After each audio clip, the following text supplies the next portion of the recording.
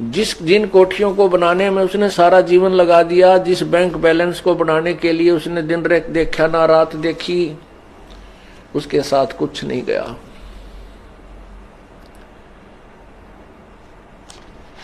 तो क्या था ये? इसको याद दिलाते परमात्मा कि तुम्हारे को काल ने यहां इतना मूर्ख बना दिया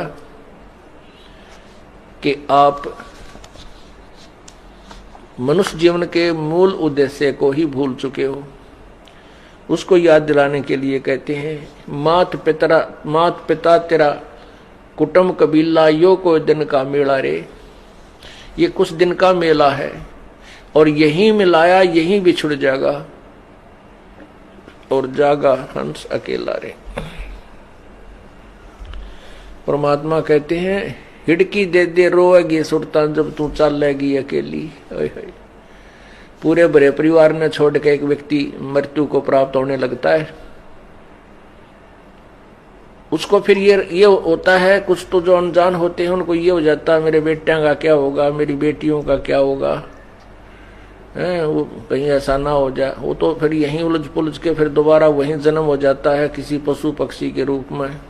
यदि मनुष्य का संस्कार शेष है तो वो फिर वहीं क्यों नहीं के आके जन्म ले लेता पुत्र या पुत्री के रूप में, और यहीं काल के जाल में इस कोल्लू में सदा जुड़ा रहता है।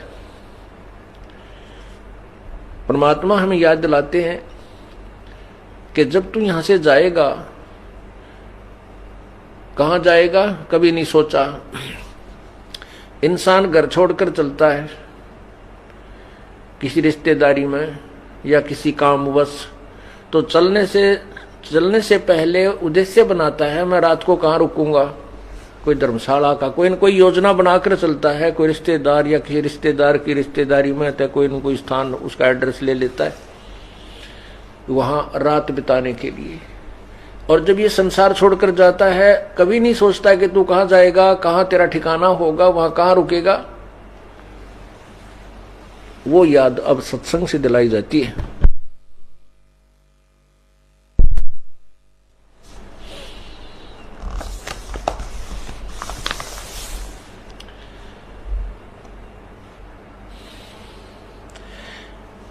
एक दिन ऐसा होएगा सबसे पड़े बिछो माने सबसे बिछुड़ जाएगा।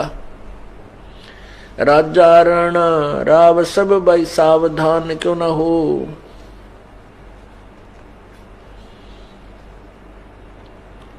उज्जड़ खेड़े ठीकरी ये गड़गड़ गए कुमारे, रावण सरीखे चले गए वो लंका के सरदार।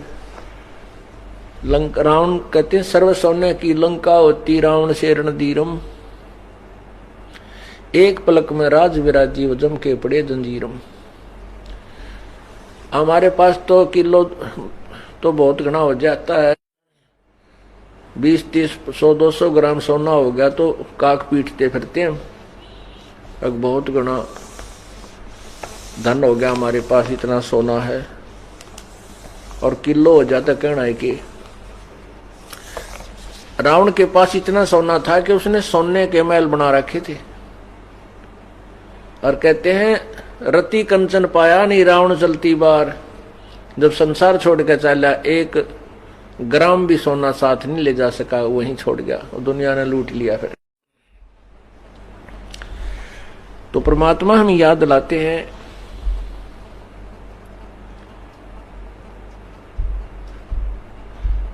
ये बड़े बड़े महल बना रखे हैं और फिर ये उज्जड़ हुए पड़े हुए खेड़े बोल रहे हैं, जिनको खेड़े कहते हैं। तो वहां देखो कितने सामान पड़ा होता है, किसी के मटके फूटे पड़े हैं, कोई छोटी छोटी ईंट निकलती हैं, जैसी भी जिस समय की सभ्यता है उस प्रकार के वहां सारे बर्तन मिल जाते हैं। परमात्मा कहते हैं उज्जड़ खेड़े ठीकरी ये ठेकरी, गड़गड़ गए कुमार, रावण सरीखे चले गए वो लंका के सरदार। अब यहाँ एक बात समस्या आती है कि मन में यह आता है जाना तो है ही, सभी ने मरना है, इसमें मरना तो है ही, लेकिन मरने में जाने में बहुत अंतर है। एक तो भक्तिहीन प्राणी भुगत कर मरे और बुरा हाल हो जाए उसका कि तो 92 टीवर ही है, और फिर यम के दूत उसको पकड़ कर ले जाएंगे। यम के दूत पकड़ कर ले जाएंगे जैसे अपराधी को ले जाते हैं। और एक भक्ति युक्त प्राणी बाई इज्जत ले जाया जाएगा। आए हैं सो जाएंगे भाई राजा रंग फकीर, एक तो सिंहासन चढ़ के जा एक बंधे जात जंजीर। कितना अंतर हो गया। एक तो इज्जत के साथ ले जाए जाएंगे विमान में बैठाकर, और जो भक्ति नहीं करते उनको यम के दूत जंजीरों से बांध कर ले जाएंगे। जिसने कभी परमात्मा को याद ना किया हो,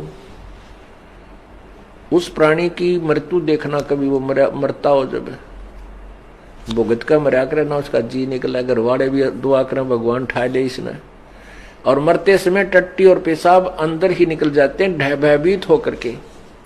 क्योंकि ये हमारी एक ऐसी वृत्ति बनी हुई है, ऐसा स्वभाव बना हुआ है कि हम किसी किराए के मकान पर रहते हो ना, और उसको भी मकान मालिक कहे भी खाली कर दे, हम उसको भी खाली करना नहीं चाहते। उसको भी खाली करने में हम बहुत दिक्कत महसूस करते हैं। और अपने मकान से कोई कहे खाली कर दे तो मतलब है कौन ही, लेकिन अपना मकान है ही नहीं, वो मकान फिर खाली करना होगा क्योंकि मृत्यु होगी।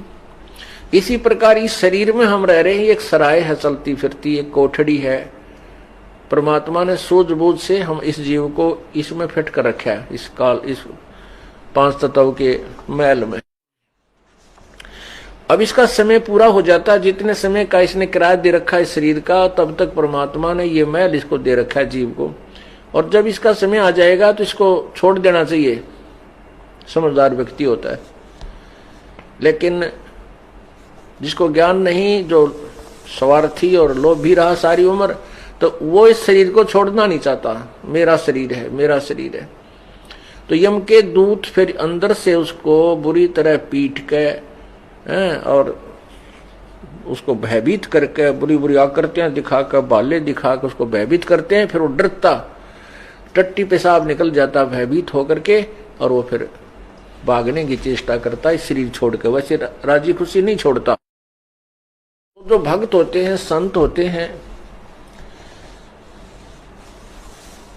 वो प्रभु की भक्ति के कारण इस शरीर को आसानी से त्याग देते हैं।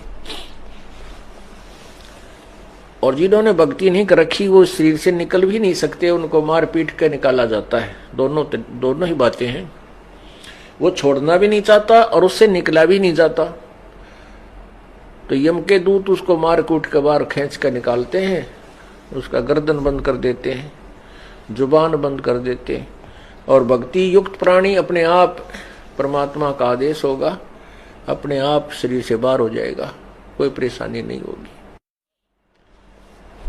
और फिर सामने प्रभु खड़े दिखाई देंगे उसको गुरुदेव के रूप में, और उसको ऐसा लगेगा जैसे कोई सपना हो गया हो। मृत्यु नहीं लगती उसको ऐसा होगा जैसे कहीं सौपन सा लगेगा, क्योंकि सौपन में सौपन नहीं लगता, वो ओरिजिनल नजर महसूस होता है।